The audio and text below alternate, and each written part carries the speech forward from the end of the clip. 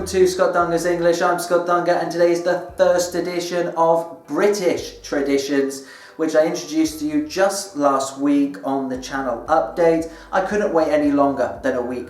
I really couldn't. I really wanted to share this with you. That's why I wanted to prepare everything for this video to tell you more about this wonderful tradition that we have here in Britain. And that's what British Traditions is all about, educating you about traditions that we have here in Britain.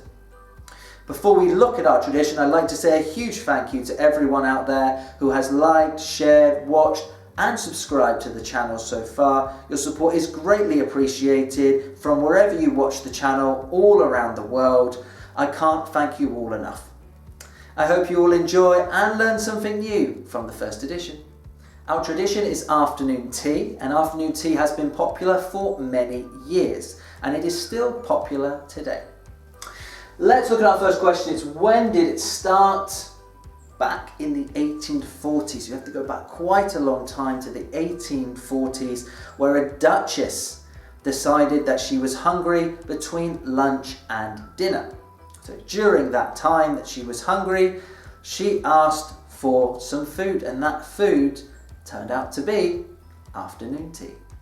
Let's look at our second question now, which is what does it consist of? And we have sandwiches, scones, clotted cream, preserves, cakes, pastries, and of course tea. Now, a lot of components here, and you can see that in this picture. This afternoon tea is for 2 people. This little afternoon tea here is a Scott Dunga's English afternoon tea, just for 1 person, just for me.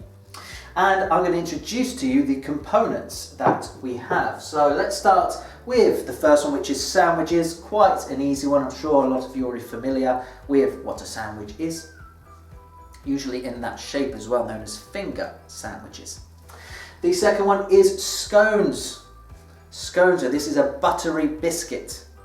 And after we find that we have our scone, we then open our scone up and put our clotted cream on the bottom.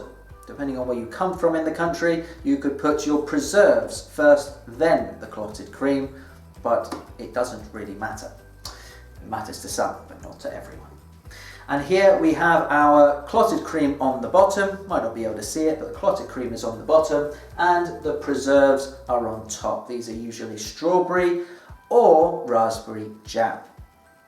So that is our scone, clotted cream and preserves. We have our cakes. These are the 2 cakes that I have on my afternoon tea, but they could be any sort of cake.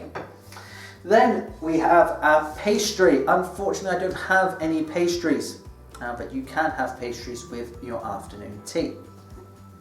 And of course, what is an afternoon tea without tea? So here I have my teapot and my teacup. Let's look at number 3, and we have where can you do it, which is in hotels, which is probably the most common place to have an afternoon tea. You can do it in restaurants as well, that is also possible. And you can even do it in a castle. If you want to make it grand and spectacular, then you can have your afternoon tea in a castle. And of course, you can do it in a special place known as tea rooms. If you want your afternoon tea to be the most traditional afternoon tea ever, then you can go to a tea room.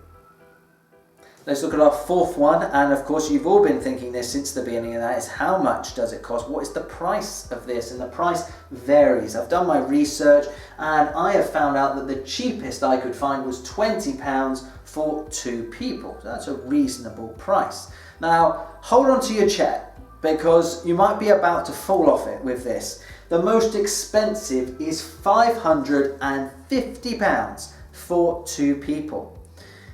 You don't need to have an afternoon tea for that amount of money. You will have a nice afternoon tea having it for much less of the price. Let's look at questions 5 and 6 now, and we have when do people eat it? People usually eat it between 3:30 until 5 in the afternoon, but you can have it before if you prefer. Now, the last one is do I recommend it?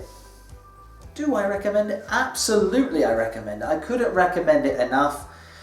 What more do you need? You have tea, you have sandwiches, you have cakes, you have pastries, you have jam, you have scones, you have cream, You have everything you need. If you have a sweet tooth and you want to try something typically British, then an afternoon tea is exactly what you need to try. And if you do try it, write in the comment section below. I'd love to know your opinion on an afternoon tea, or even if you've had an afternoon tea before, tell me exactly how you felt about it.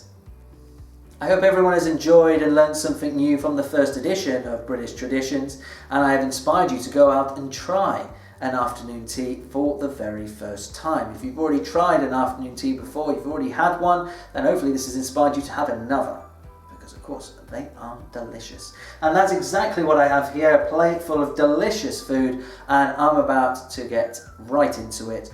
And before I start eating this, don't forget to like, share and subscribe to the channel, and I'll see you on the second edition of British Traditions.